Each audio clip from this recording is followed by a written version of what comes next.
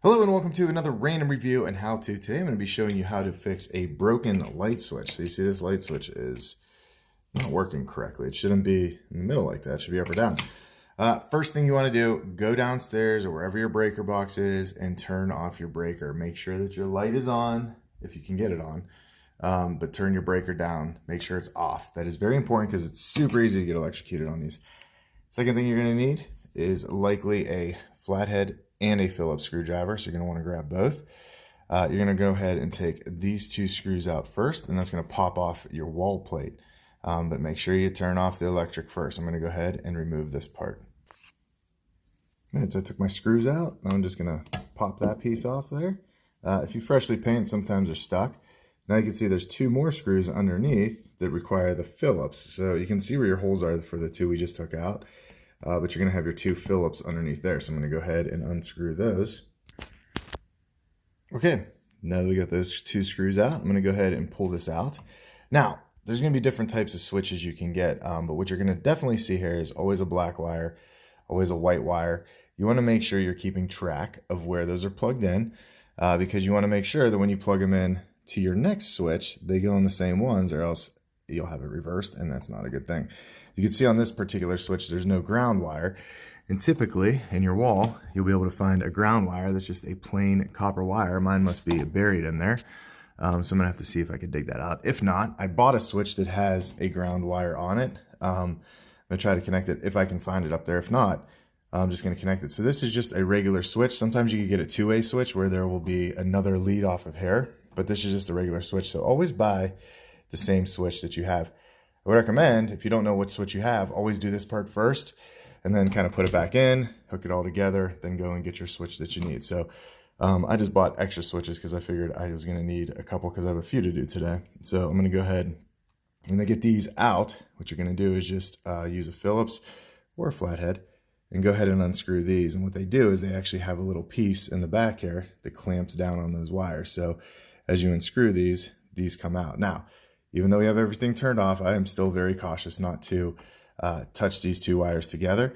However, if you were going to get electrocuted when you did one of these, it would electrocute you right away. So you would know. But if you're trying to do this without turning your electric off, that's how you get electrocuted so easily. So that's why I always recommend turning everything off. So I'm going to go ahead and take these two wires out.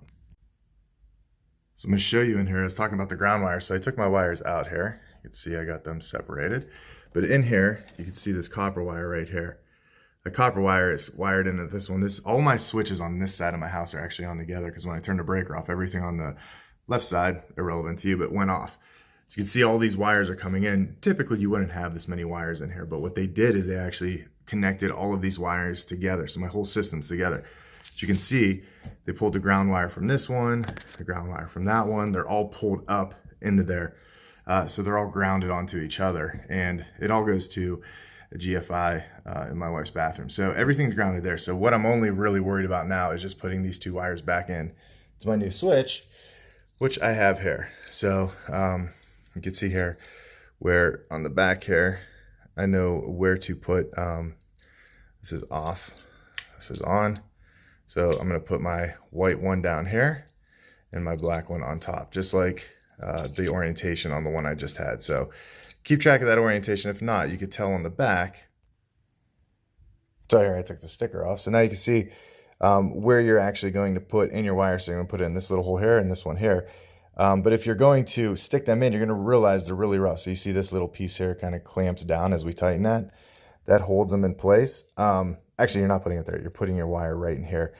And then you clamp down on the wire with this piece here. So when you have that, if you want to release, there's this little piece in here that you would push down to release. So that is what we're going to do now, is just wire them into there and then go from there. So there you go. You can see I have my white wire on the bottom, black wire on the top, screwed down, screwed into place there. So I'm going to go ahead and just put this all back in there. I like to make sure I keep all my leads and everything, wires buried back in there. So make sure you kind of force those in as you can. These wires are very strong, so you have to worry about really breaking those. Then I'm going to go ahead and do my screw here, put my other two and my wall plate back on, and then we're all done. Then to test it, obviously, keep it off. Go ahead and hit your switch downstairs or wherever yours is, your on your breaker box and then come back up and then click it on. Now, you'll know if it's not working. So make sure you kind of keep track of all your wires and everything there. So these switches, you can find them anywhere. They're less than $2 depending on what kind you buy.